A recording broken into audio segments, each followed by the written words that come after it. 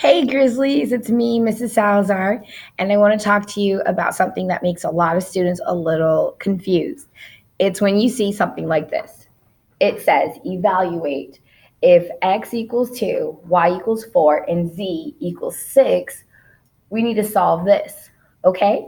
So 2 will replace x, 4 will replace y, 6 will replace z. Let me rewrite.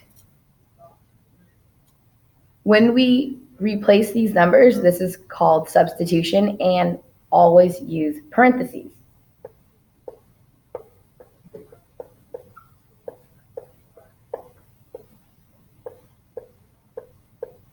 Okay, so now we have 2 squared plus 3 times 4 over 6 squared. Now that's 4 plus 12 over 36. Okay, now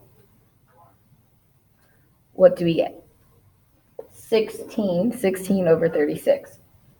Do not leave your answer like that. I need you to reduce, okay? They could both divide by 2 and they could both divide by 4. Let's divide by 4.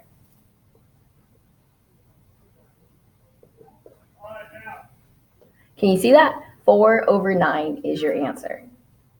Okay, thank you, Grizzlies. Have a great day.